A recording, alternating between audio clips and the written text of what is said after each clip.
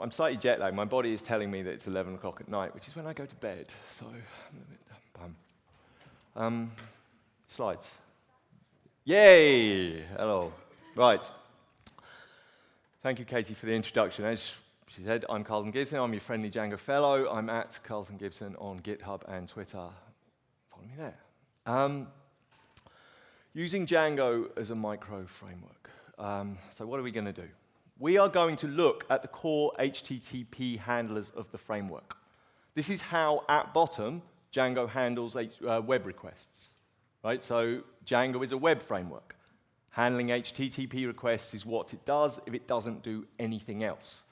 So this is the heart of the framework that we're going to look at. On the way through, we're going to look at the middleware, whatever they might be. We'll come back to that. And I'm going to show you how you might configure Django in a micro framework style. By that, I mean in a kind of single file application. Now, I have the emphasis on the might there, right? You are never going to do this. Well, you might. But I struggle to think of a case where the extra structure that a proper Django project gives you isn't of a benefit. However, the point isn't that you're going to start configuring Django in a micro framework style. The point is to get under the hood a little bit and to open the box. People very rightly treat Django as a bit of a black box. It does its thing, and we don't look inside, and, well, you know, that's the whole idea. But I think it leads to thoughts that perhaps Django is a little bit more complicated than it really is. I sometimes see folks making asides as if they think Django is somehow a little bit clunky, right? By looking inside, I want to show you that, oh no, it's not that complicated, right? It's not clunky at all. And then, finally, never to miss the opportunity to beat one's own drum, once you see that perhaps it's not that complicated after all, you might start to think that you could contribute to Django. Right? Perhaps you might contribute yourself. That those 1,200 open accepted tickets that Marius and I have our eye on, well, we might be able to get those down a little bit more. Okay? Right. If we get through all of that, I'm going to consider it a success. So, what is a micro framework? Well, to be honest, I have no idea at all. Maybe it's just something that you say to get on the front page of Hacker News. Thank you. One thought is that it might be Lego bricks that you put together yourself, versus the batteries included that Django gives you, that you get with Django. I don't know. Well, but one thing that I think there is to micro frameworks is that they have really great hello worlds. Okay? So let's look at a few examples. Now, before I show them to you, the disclaimer. Everything I put up, I'm putting up because I respect it deeply, not because I hate it. Okay? Just because it's not Django doesn't mean it's not great. I know you don't think that I think that, but it's tech, so I have to say. Okay, here's the first one. This is an Express app. Express is a Node.js web framework in JavaScript. Okay, so this is the hello world off the front of the Node.js website. And so first of all, we require Express, and then we define an app. We instantiate an app there. We define what port we're going to serve it on. Then we add a handler that handles GET requests to the home page there. And then we have a function. And in my day, that would have been an anonymous function. But now JavaScript has these nice, cool arrow functions. All that is like a lambda in Python. So on the left-hand side of the little arrow there, it takes a request and a response. And all you do in the function body is write the request body that you want. That's your handler. And then at the bottom, we conserve it. And we'd run that with Node Hello Express. So that's the first example. Let's do one from Python world. Here's Flask. Okay, we import some stuff at the top there from Flask. We instantiate the Flask app. Again, we get a handler and we route it to the home page there. And here we're just accessing something from the request to show you how you access the request in Flask, because we're not injecting it as a parameter to the function. We're pulling it from the enclosing scope. You run that with Flask run or with DjangoCon or whatever. The final example is from Starlet, which is Tom Christie, who's the creator of Django REST Framework, his ASGI micro framework. So it's an asynchronous micro framework. Here again, we just import some stuff at the top, and then we create an app the Starlet app. Again, with the app in hand, we route a handler to the home page there, and the handler, it's an async def function there, it's a coroutine. We pass in a request, and this time we're returning a JSON response. You know, we could return an HTTP response, but this is what's on the Starlet homepage. At the bottom there, we can use Uvicorn, which is an ASCII protocol server, which to run the application. Okay? Let me just have a sip of water. I'm slightly worried that I might end up talking so quick, too quick, but Russell's after me, so I don't think it's going to be a problem.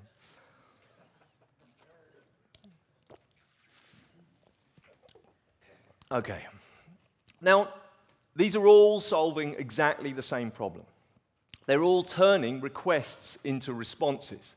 You have a view which takes a request and returns a response. Okay, this is the web problem. This is exactly what we have in Django. So here we have the minimal Django view. It's exactly the same. We import the response object, we define a view, we pass in the request, that will be a Django request, and we return the HTTP response. Okay? The difference with Django is that the other examples, they kind of wear the app bit on their sleeve. It's really easy to see where that app bit is. But with Django, we have to go and look for it. So here's our Hello Django project. We started this with Start Project, with Start App. We added the app to install app, all the usual stuff, right? Now, we don't usually go and look. But if we wanted to find the app, we have to go and look in here, which is in a file called wsgi.py. Now, given the talks this morning, you might be like, WSGI, schmizgi, we're all ASCII now. Well, we could have an ASCII.py. It would be exactly the same. Nothing's changed, right? As Andrew said, it's bolted on the same. Everything I say applies just as much to ASCII as it does to WSGI, but we're going to focus on WSGI here. So let's have a look inside the wsgi.py file. Okay, now this is the whole thing. How does that come out for size? Oh, it's not too bad. Don't worry. Don't try and read it. But it is the whole file. WSGI config for Hello Django project exposes the WSGI callable as a module-level variable named application. The WSGI callable. Now, WSGI is the Python standard for protocol servers to talk to applications. Okay, so as long as you satisfy WSGI, a WSGI server like DjangoCon or UWSGI would be able to talk to your application. So the WSGI callable is a callable that takes a WSGI environ, and a start response callable, and it returns a response. Right? Now, this is easier to see than it is to talk about, but just remember that, and we'll come back to it in a minute. And the great thing with WSGI is that because it defines a contract, a WSGI server can talk to your Python app if you satisfy it. So if we go back to wsgi.py, this was the file that this is where Django keeps our app. The key bit's right at the bottom, and here it is simplified so you can see it. Let me have another sip of water.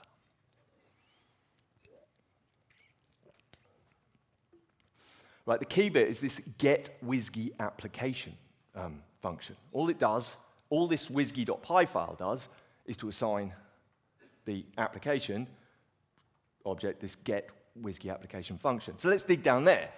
We have to dig a few layers, but we'll come back up, don't worry. So this get WSGI application function is just a two-line wrapper. It calls Django.setup, and then it returns a thing called an instance of a thing called WSGI handler. I don't want to talk about Django setup. If you've ever wanted to use the Django ORM in a script outside of the normal Django project, then you've probably used it. It configures the settings and the logging, and it sets up the ORM. If you don't call it, you have to configure any settings that you're going to access yourself, and you can't use the ORM. Okay?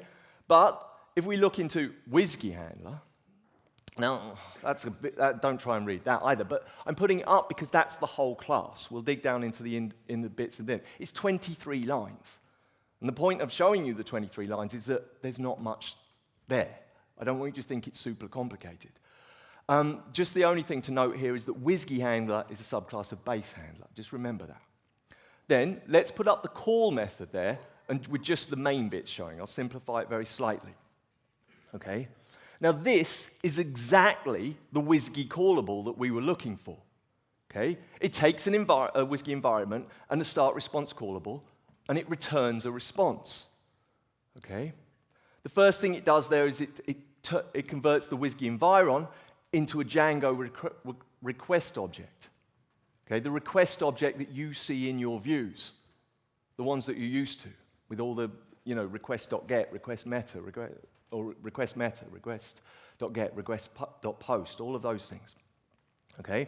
Where the comment is, well, it's doing some other WSGI stuff that I don't really want to talk about. It's just a few lines, and we call the start response callback with the response status code, so 200 if it was okay, 400 if you made an error, 500 if we made an error, and the headers from the request, and we call that in where the comment is, and then we return the response. Okay?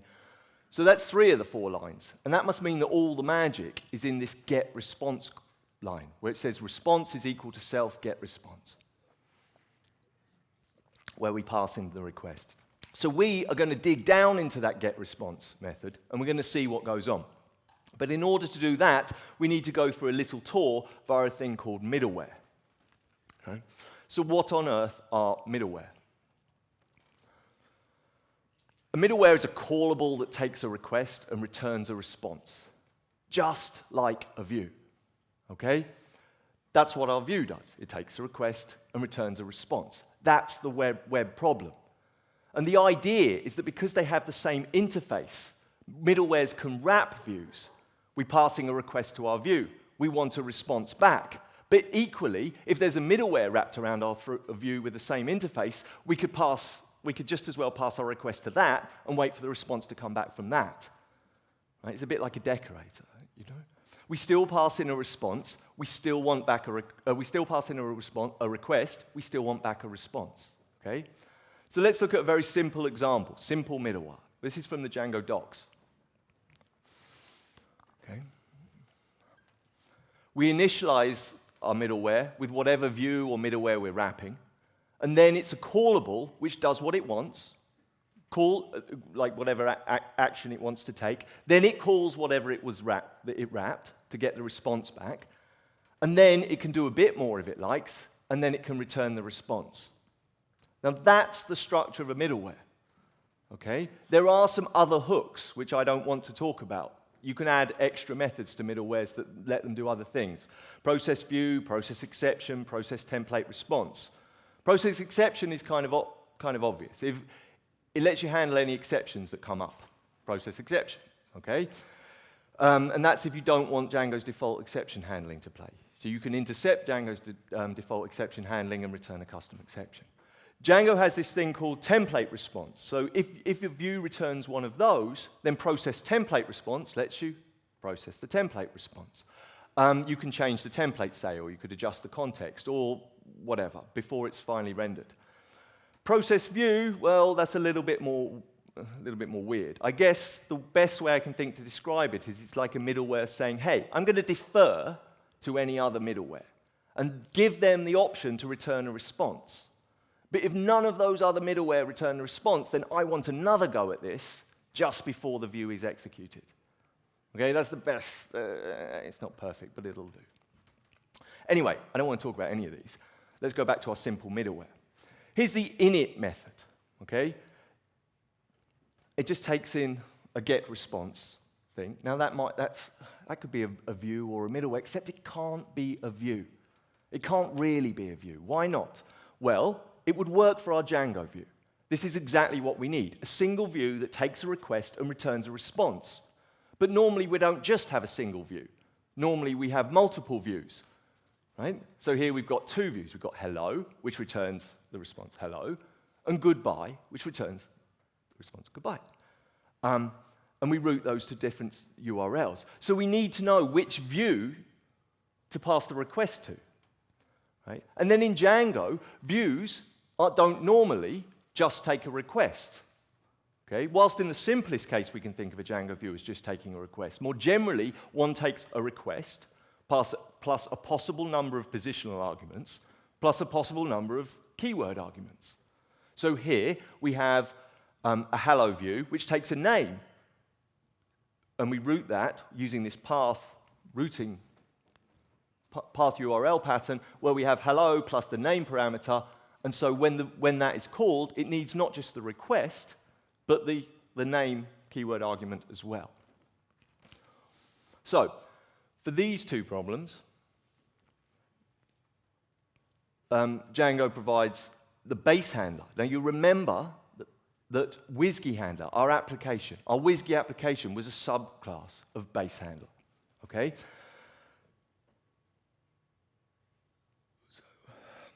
And base handler has this private getResponse method. It's underscore getResponse method, right? So WSGI handler has it too because it's a subclass.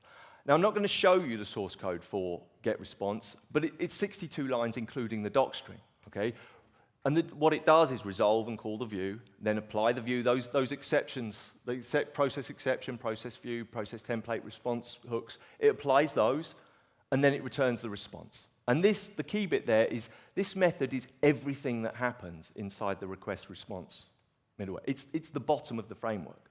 This is the bit where Django takes the request, examines it for the keyword arguments that you need, works out which view it wants to call, and calls it. Okay? So if that's the bottom, we can start heading back up. When we instantiate our simple middleware, we don't pass a view. We pass it base handlers underscore get response method. Or we pass it another middleware, because middleware can be nested. This is the default middleware from our project, the middleware setting. Now you've all seen this, right? In your projects. You've all added a middleware to this, probably at the top or at the bottom, or very specifically after a certain named middleware. They need to be in the right order because they're called from top to bottom. So for instance, authentication middleware, which is somewhere in there, can't even see it, two up from the bottom. That's the middleware that sets the request.user property on your request. So when you're in your view and you go request.user, that only works because request.middleware was in play. But request.middleware requires the session to be in place. So it has to come after session.middleware in the list. So this is the middleware onion, right? Each middleware gets the request. It can do its thing. It can return a response if it likes, or it can call the next middleware down. And when that's done its thing, it will get the response back, and then it can do something else, and it can return the response. It can either return the response that it got, or it could go, no, I didn't like that response, here's a new one. Okay? Right, so you'll remember, we had a WSGI.py file that created our WSGI application by calling getWSGI application. Okay? GetWSGI application just calls Django.setup and then instantiates a WSGI handler, which is our WSGI callable, which is our application. Okay? And when we instantiate our WSGI handler, before our WSGI server calls it, and before we can call getResponse, right? We have this load middleware call. And all load middleware does is it goes through the settings onion, and that's at the very heart of which is the underscore getResponse handler, and it instantiates those into a chain, into a kind of nested object. GetResponse plus the first middleware, plus the second middleware, plus the third middleware until it's done them all. And then that becomes the ultimate handler, which is called when we dispatch it. Okay? So with the middleware chain loaded, we can look at getResponse. We had our WSGI callable, remember, that maps the WSGI environment to a Django request and then calls getResponse. It does some WSGI other WSGI stuff, and then it returns the response. So finally, we look into getResponse. Right? Here again, we take the request object. We get the response from the middleware chain.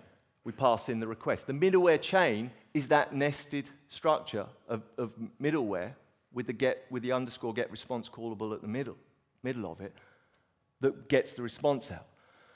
Response closable objects append. Well, we add in the request. So part of the WSGI contract is that the WSGI server will call close on the response object if it's got a close method. And that is particularly relevant for things like file responses, where you want to, when the WSGI server's finished with it, it wants to close, it wants to clean up. So we just add the request there so that and the request can be cleaned up if there's anything going on there. Then if it's a 400 error, or more than a 400, so if it's a 400 or a 500, we'll log the response, and then we'll return it. And that's it, okay? Base handler, I can't show you the whole class, but these are the three methods that we've talked about. Load middleware that populates the middleware chain, so sets up the application. Get response, which is this wrapper around the Django views, which knows how to route a URL to a particular view function and to get the keyword arguments. And then get response, which is what we actually call per request to do it. Now, there are a couple of wiggles that I haven't talked about. There's atomic requests, where you can wrap the entire request response cycle in a DB transaction. Okay? There's exception handling, which I haven't talked about. What happens if your view or any one of your middlewares raises an exception? Well, you need to catch that and do a nice error page or whatever. Right? But those extra bits, they don't take up any space. The whole of base handler is less than 150 lines long. Right? So there isn't much room for the stuff I haven't shown you, the stuff I haven't talked about. Right? And so to business, how do you fit a Django application onto a single slide? Like this. This is our Django micro example. Here we just import some stuff at the top, and then we call settings configure. And we just call that with the one setting that you really can't get rid of. And well, you could, but you'd have to do subclassing and custom code and all the rest of it. You have to tell the settings where the root URL conf is.